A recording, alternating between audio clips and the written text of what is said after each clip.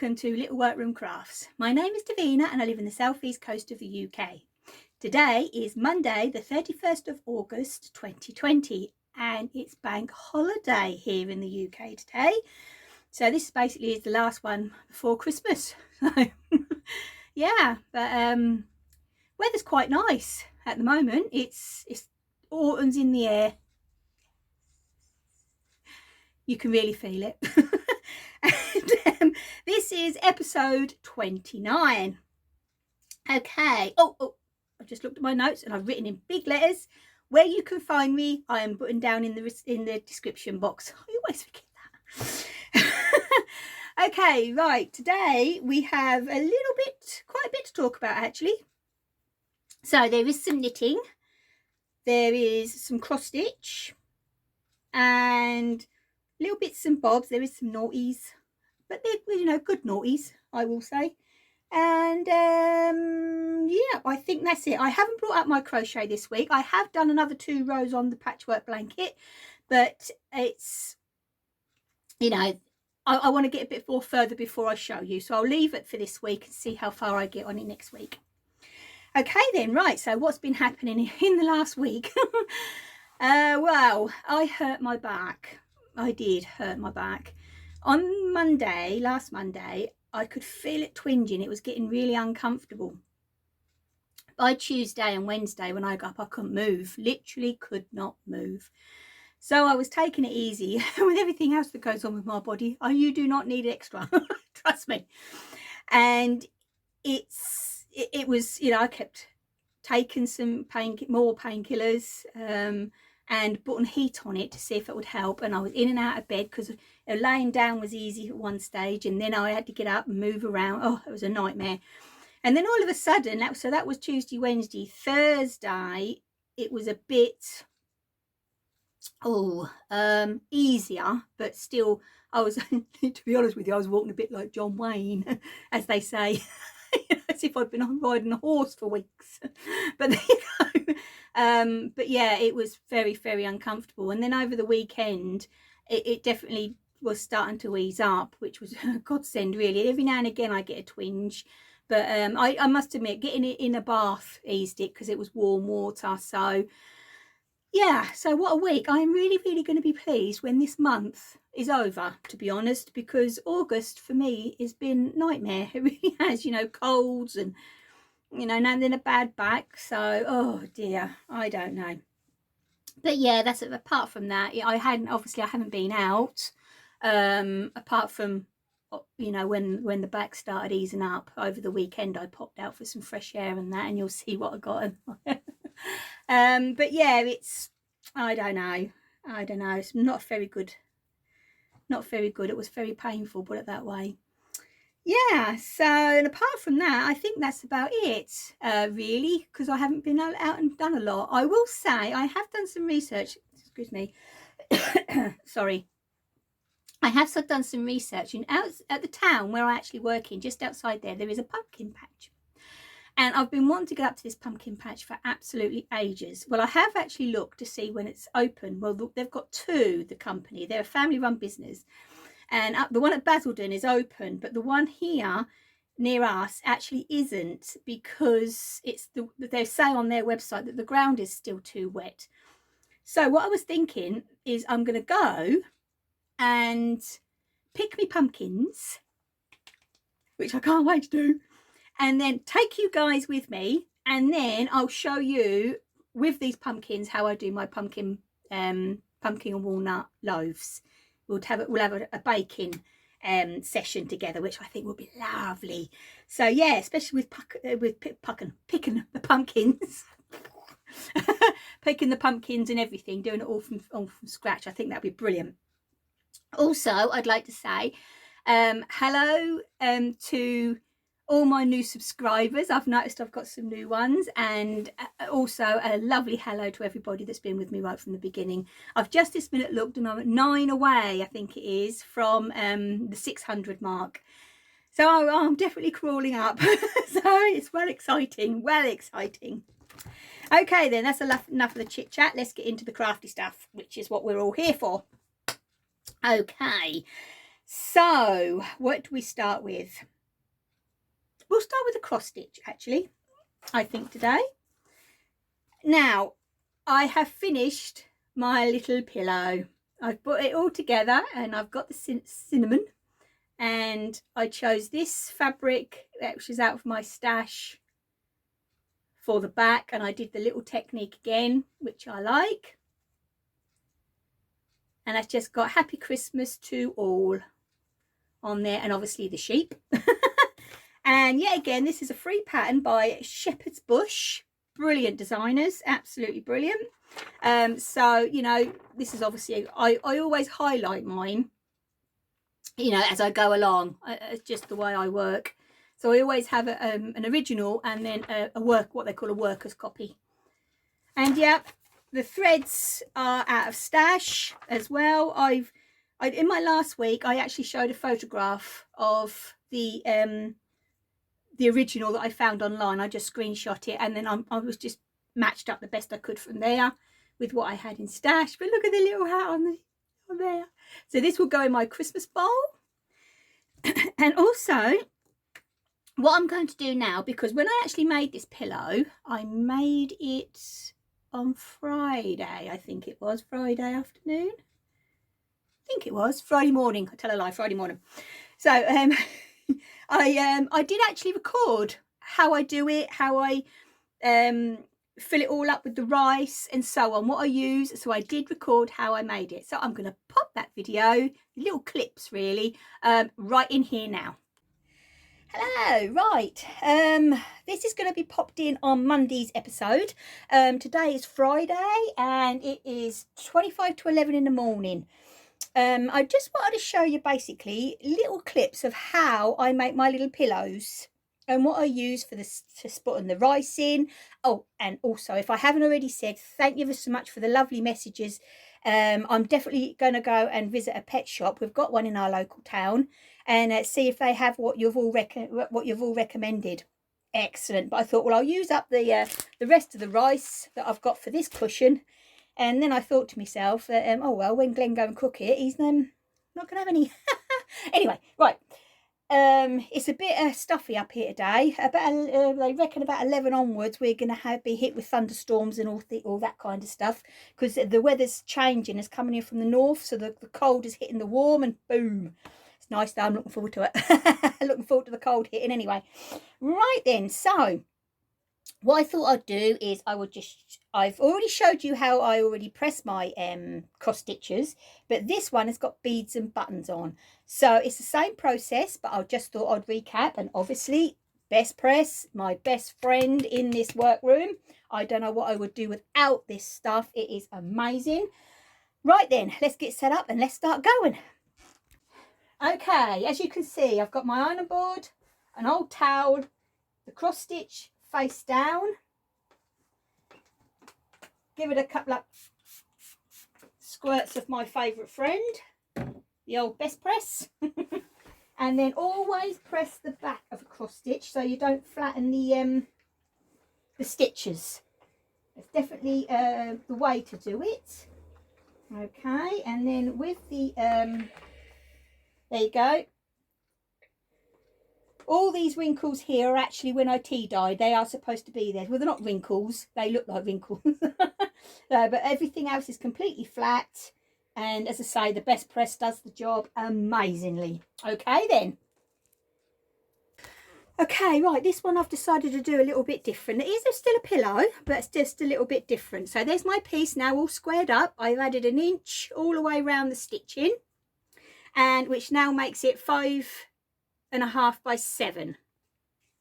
Now I've found a piece of fabric in my stash, a craft cotton, which is very similar in the shade of the Ada that I've tea and coffee dyed, and I've cut this 2.5 by 7.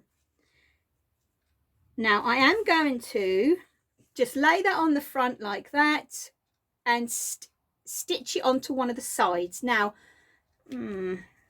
yes, I'm going to do it on the back because if you notice, the sheep and the crow are facing that way. So I don't really want the piece of fabric to be there. I want it on this side. Hope that makes sense. Okay then, right, I'm just going to stitch just a normal 1/4 inch seam or width of the foot, whatever you want to use, it doesn't really matter, down the side. Then I'm going to press the over, and then I'm going to show you what I've got planned. Okay, as you can see, I have sewn the piece over there, and as I say, the seams are all facing one side, so they've all been pressed over. And now what I'm going to do is I've got some cotton tape, and I'm going to lay that on there like so to break up the colours, but it ties in with the sheep and the snowflakes. So I'm just going to put a stitch down the middle of that, then I'll be doing something else.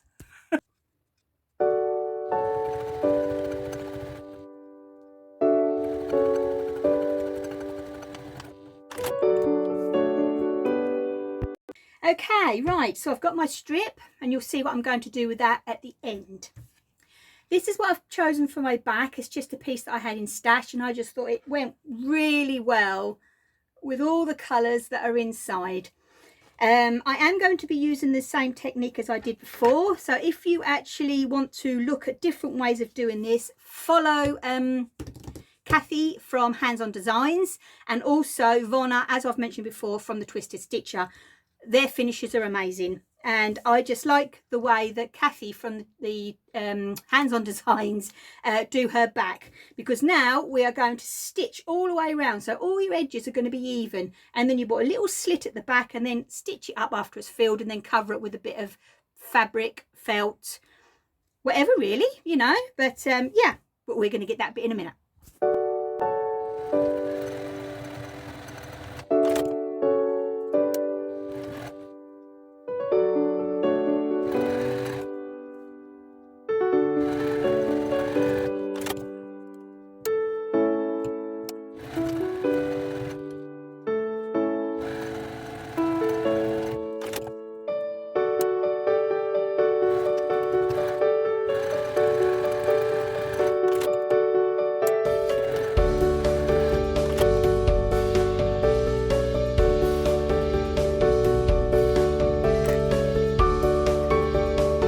Then okay, so as you can see, we have the pillow sewn all the way around the edges.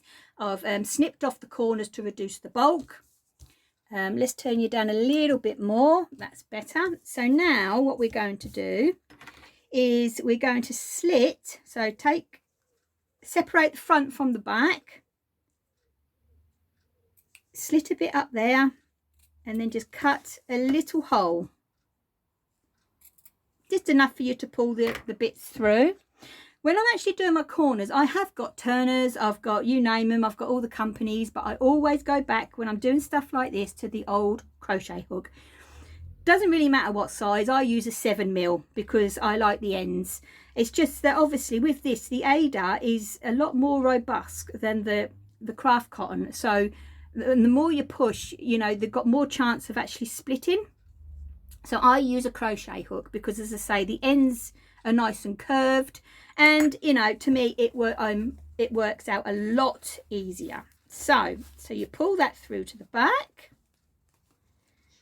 like so.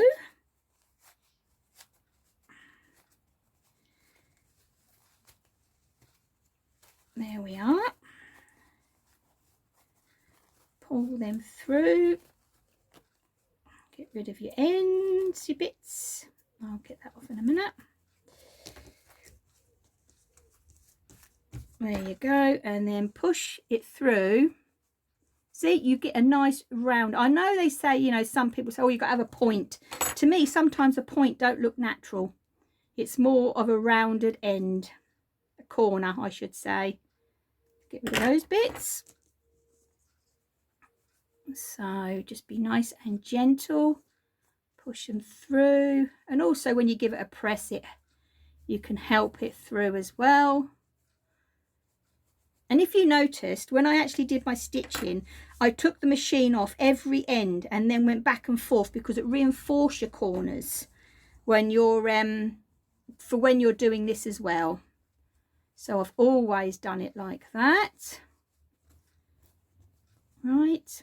And as I say, it's a little cushion, you know, it's, there you go. Okay, right, I'm going to pop over and give it a good press, and then we'll go to stage whatever it is. Right then, okay, it has been all pressed up. As I say, this is going to have something over this, so it isn't going to be left like that.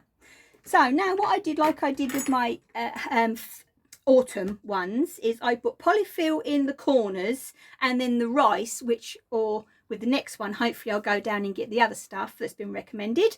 I am going to pop this in the middle, and it really does give the cushion a lot better structure and that. But like anything, you know, with the old polyfill, this actually, believe it or not, is when I replace my what they called, you know, the cushions, scatter cushions that you have on your living room and all that. I actually never throw them away. I take them apart and keep the stuff. It's the same stuff. Yeah, I've got proper bags of the stuff down there that I find in charity shops. Whenever I see one in a charity shop, I always buy it. And it's but no, I take them out of the cushions. I do. It does the same job. So you just got to separate it, stuff it up in the corners. Then I'm going to show you how I've managed to work out how to stuff it with the rice. Right, okay, hold on, we've got a bit of a glare. Yep, that's better. Righty-ho, back to norm. Right, okay, so as you can see, I've stuffed these bit with the polyfill. Now what everything that I have in this little room and in this little home, I did not have a funnel. You know, and I was here and I was thinking, oh, you know, what on earth can I use? I don't want to go out and buy, you know, this is not the point of this. I'm using up everything, you know, the pattern's free, the threads and all that, and I've dyed my own fabrics. It's all supposed to be out of my stash. What can I use to get the rice into the back of the cushion? Well, I was hunting around up here, and I reckon most of us, if not all of us, have one of these, at least one of these in our home, because we all get them when we buy a new iron. And I always keep mine. I've got loads of them. I don't know why, but now I know why I've kept this one. Because this literally clips in there. It's brilliant. It works. You watch, I'm going to put it all over the place today. The other day when I did it, sorry about the rattling, but it is the rice. The other day when I did it, it really worked well. So let's see what happens, shall we? Oh my gosh, I don't believe I'm doing this. Right, let's put a little bit in there. I'll show you a little bit of it because this can take a little while to do. So, for starters, and I suppose, you know, when I actually get the other stuff, I'm going to use my little cup for it as well. I'm going to tilt you down and show you. Fingers crossed for me, please, if it works. Righty-ho. So then you get your little thing, you look and it tips in. Absolutely fine. Just have to move it around every now and again so the rice moves in the pillow, but it goes in with no spillage. Right then, I'm going to carry on with that and I'll be back in a minute.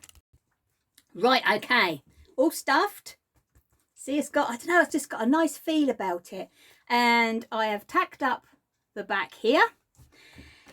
Now, to cover up that little line there, I just use a little bit of heat and bond or bondle web or steamer seam, whatever you have in your room, and then cut a little square or rectangle. If you noticed on my autumn ones, I've got I've done it like a diamond on one. Well, actually, that sounded a bit posh, really. It's a square but on point.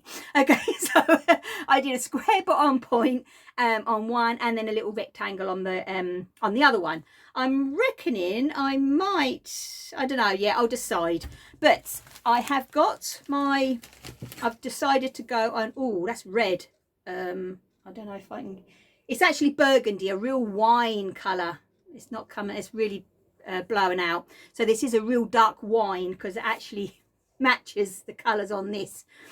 And I'm going to just cut a little piece and then we'll go from there.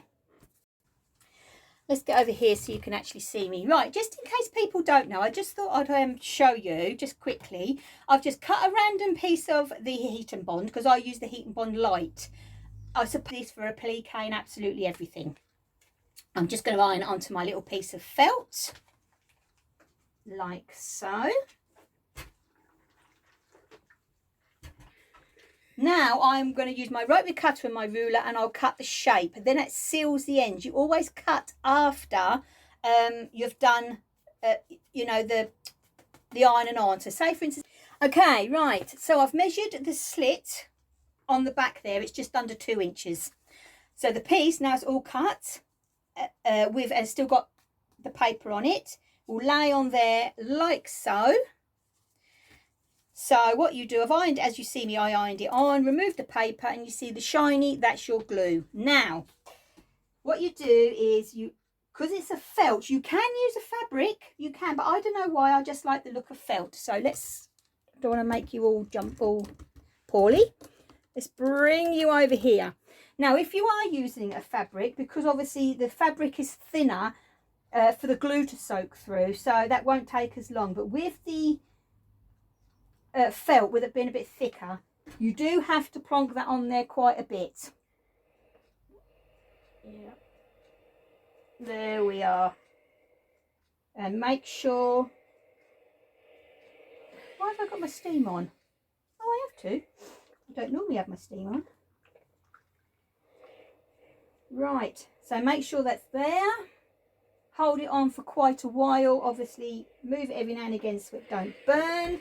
It is better if you use a wool felt, I will say that, because that does press better.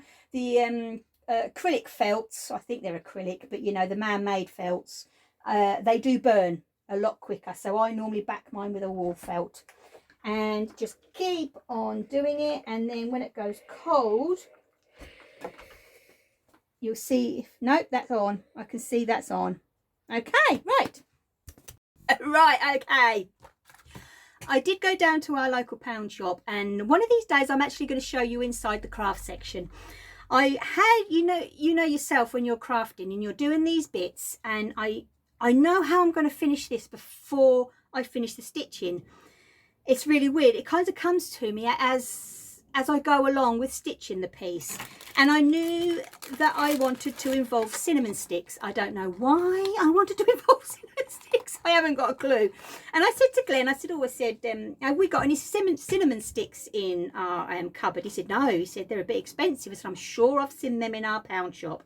And I did. I got a packet, actually. There's quite a few in there. 20 grams, obviously, for £1. And this is what I had in my mind. Literally how I had. So to cover up that row of stitching of the tape there, I have just got some normal string. I'm never without string. I just love the stuff. And I've tied a couple of the cinnamon sticks there and just arranged them. And then that will sit. It keeps going dark and light. And I can see the clouds are really going black out there at the moment. And this is my little finished cushion. I am so pleased with the way it's come out, and I think that's going to look quite nice in that little bowl downstairs. And I have already started stitching the other one, which is a snowman with a little sheep, and I've got to come up with an idea of how I'm going to finish that. Okay, so now I'm going to hand you back to Davina on Monday. And yeah, I hope this you've picked up some tips on what to do and how to finish. And I'll hand you back to Davina right now, and I'll see you soon. Bye. Oh, there we go. Back to me. As Davina said on Friday. Okay, so yes, it's really, really good fun to do. And I have started my second one, because if in my autumn bowl I have got 2 cushions and 2 pumpkins, so I'm going to have 2 cushions, but I still haven't decided what I'm going to make to put in with them, because I think they do need something. So my second cushion, yet again another free pattern from Shepherd's Bush. This one is called Happy Snowman. I can show because it's free, and as you can see, I've highlighted. I've nearly finished. All I've got to do is, oh, I've actually done the house. I haven't marked that off. So I've done the house. So all I've got to do now is the sheep, the heart, and the snowflakes. And I just think it's so cool. So the little sheep is going to go here. And then there's a little heart above the sheep. And then there's snowflakes going over. And then I haven't picked the fabric for this one yet, but I'll look in stash and see what I can find for that one. So I reckon that will be finished today. The stitching will be finished today anyway. I don't know whether to do the cinnamon again. one or do something different. I don't know, because this one is a little bit smaller, so I might do something else with this one. But yet again, threads, I just got the picture again, screenshot it, and I've kept it on my phone in the gallery and matched. Now the reason why I've done this is because on these they have used Weeks Dye Works, and they're over dyed threads, which I don't have any. So, and I thought, well, you know, I'm just gonna, they're little cushions to sit in a bowl that come out once a year. So I've just matched up, and what I've tried to do is, if you notice, I've tried to keep the colours pretty much the same. Like I've used the same in the houses, the same purple. In the original, the heart here is pink, where I haven't got no pink in this one, but in this one, if you see, there is the purple. So I'm just going to use the purple again above the sheep like it is in there. So, you know, I'm just tying them together. Both Adas are what I have tea and coffee dyed myself as well. So I am actually really pleased with these. And so I sat there last night, and because all I had was that part of him done, literally not even the hat, just that part of the body. So last night I did all that. They are so quick and easy to stitch, so I will definitely be stitching and finishing that off today. Okay, so that's all the cross stitch that I've been doing. Right, so now we're going to get to the knitting. This is so exciting for me, I can't believe it. For years, ever since I've been a child, I have wanted to knit socks. As you've known, I have knit socks for a few years now, and I have got loads. Glenn's got some, Rebecca's got loads, Debbie has a couple of pairs a year at work. So you know what I mean, they've been giving us presents and everything. But I've always had, I don't know, the inspiration really to knit socks with DPNs, and I just couldn't get it. I could not get it in my head. When I was a child, I got brought needles and I couldn't do it. And then before I actually started getting the knack of the way I worked them, I brought a whole, you know, set of 5, as you do, you know, the pack of 5 needles, sock. I couldn't do it. And that was when we first got our first, well, I say our first, it was our only laptop, because then when that went, we got a tablet. And I'd sit there, and I even put in there left-handed, and I couldn't get it in my head. Anyway, so I came across this amazing book, which is obviously what I've always called my Bible, and it is the Super Sock. You've probably all either got it or heard of it, Win Wick Mum by Christine Perry. It's amazing, this book. And inside it, she shows you how to do it with DPNs, mini circulars, or magic loop. Now, I read through the whole book from cover to cover, and I chose mini circulars. So like that, it snapped in my brain, just snapped in my brain. And I've been knitting socks like that. But then I thought, I'm restricted, because I've always done cuff down, and I've always had it in. I'd like to do things different, and that's, you know, try things different. And I've always had in my head about doing toe up, but I thought, well, with doing toe up with mini circulars, it's going to be, I don't know, anyway. And with the mini circulars, you end up, for the heel, you have to get DPNs to do your heel flap and so on. And then when you get to your wedge toe, because I always do a wedge toe, because I couldn't work out how to finish off at a smaller toe, I just did a wedge toe and used the mini circulars. But it goes to the stage this year where this part of my thumb here was throbbing, and I've actually had to stop knitting socks. And I love socks. They are just so portable. You can take them anywhere with you. Even when it's hot weather, you sit there because there's no weight on your lap or nothing. They're just ideal. So I finished off, I'll show you, one of Debbie's socks, which I am really pleased with the way it's turned out. This was done on the mini circulars. And my thumb was so painful, I couldn't even cast on the other one, because at one stage I was like doing 2 cuffs, 2 legs and so on, so I ended up with a pair of socks. But even just doing that cuff with the mini circulars, my thumb was in agony. So when by the time I'd finished doing my toe, I couldn't even cast on the other sock. I was just in so much pain.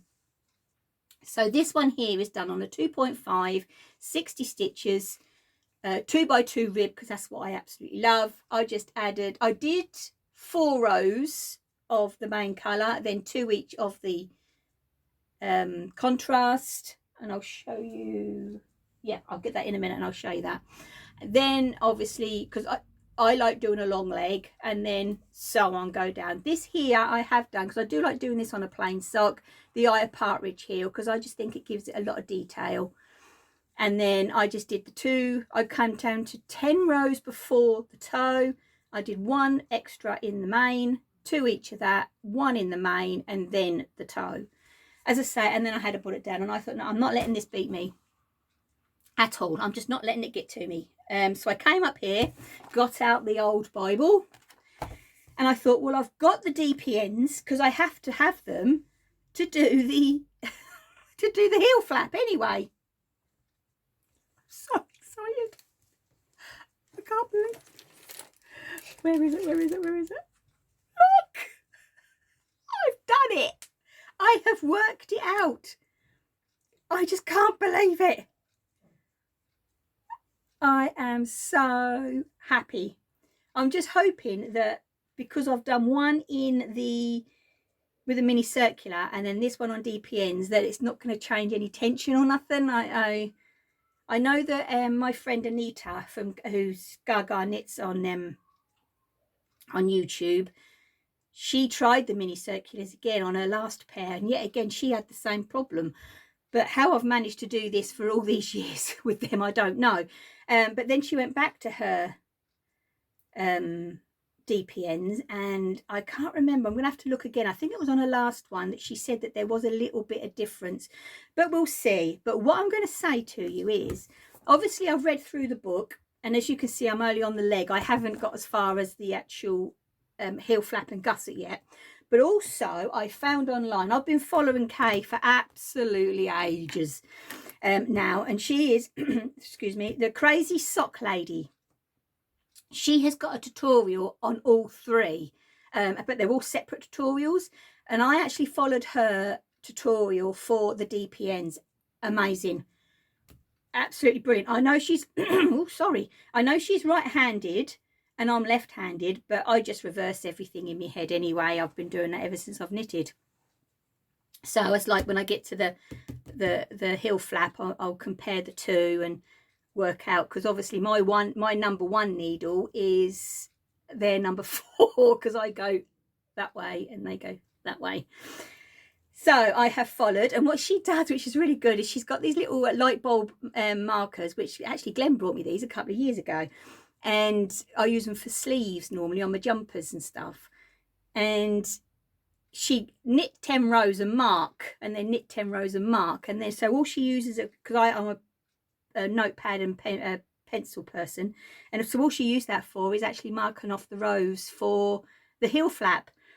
So once I actually get this one done, I am definitely, because I'm my love of knitting socks has just come back again. It really has.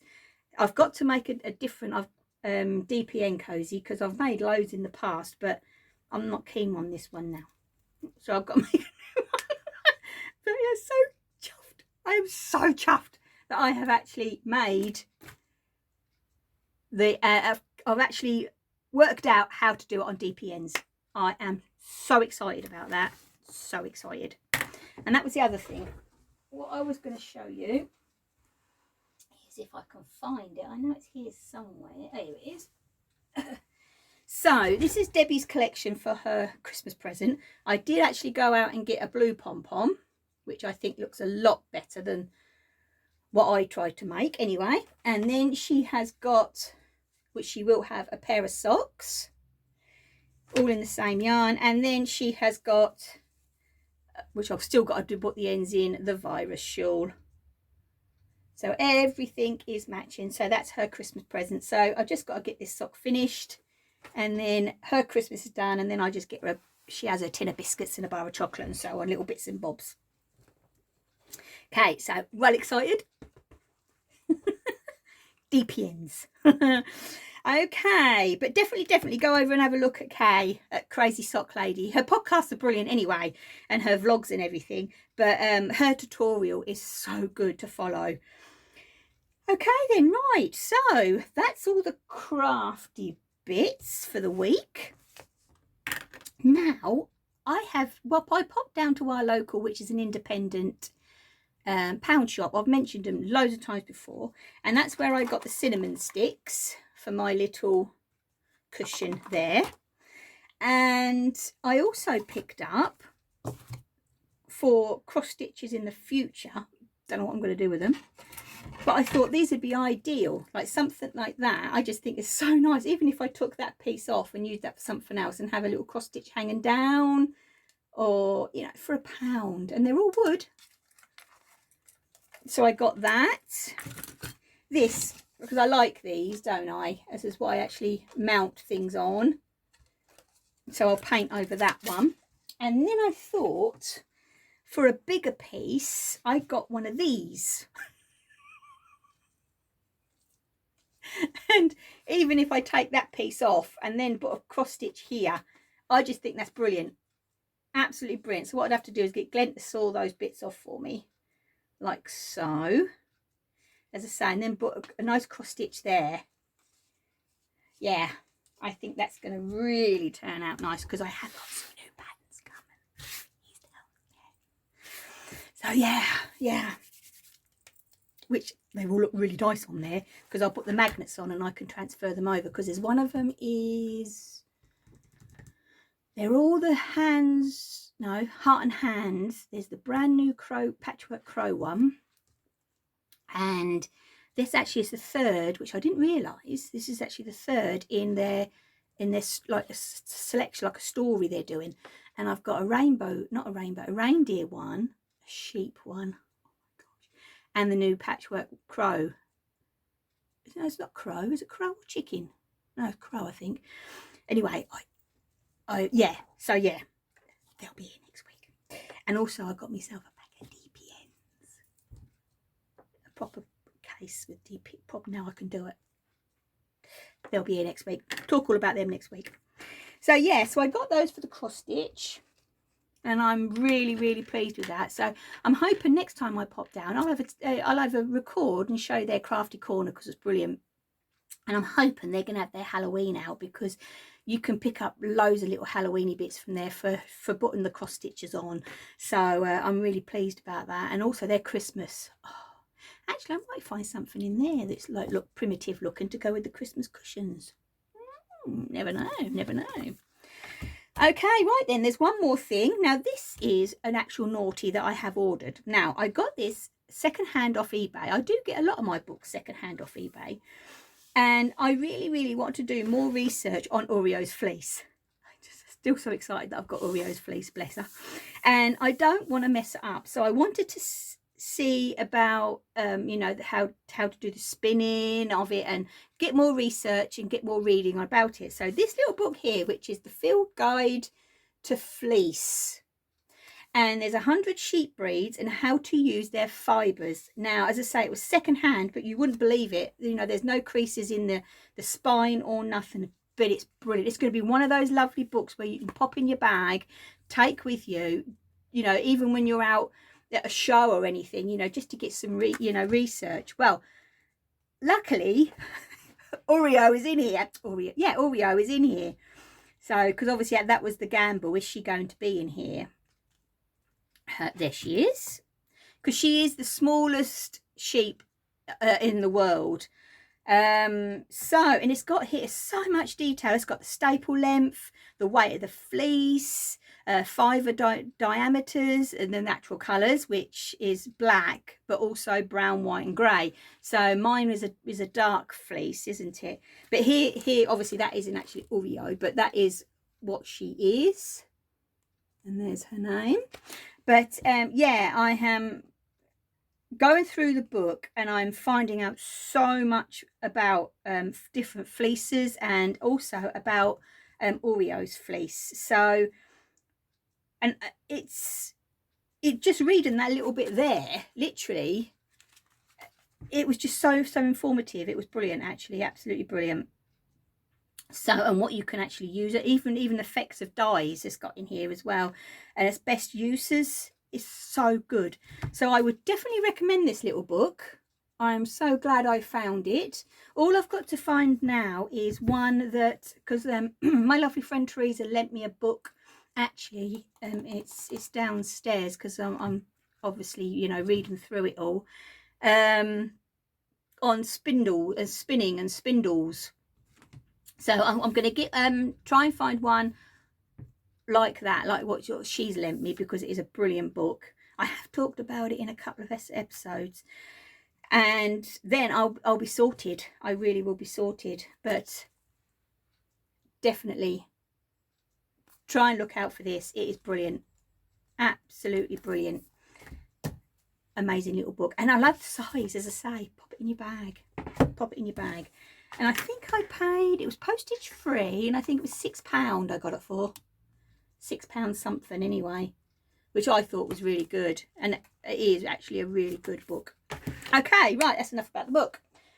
Right, I think that's everything for this week. So, but as I say, I've got some naughties that I've ordered. So I only ordered them yesterday, and they won't be dispatched today, obviously, because it's bank holiday here in the UK. So they'll all probably be all packed up today and dispatched tomorrow. So I'll be getting them probably, so that'll be Tuesday, probably end of the week, Thursday, Friday, because I know that the companies that I have dealt with are always good with their postage. And yeah, I think that's it. So I'm going to love you and leave you all, and I hope you've all had a lovely week and done lots and lots of crafting. And I'll see you next Monday. So all take care, stay safe, happy crafting, and I've done the DPNs.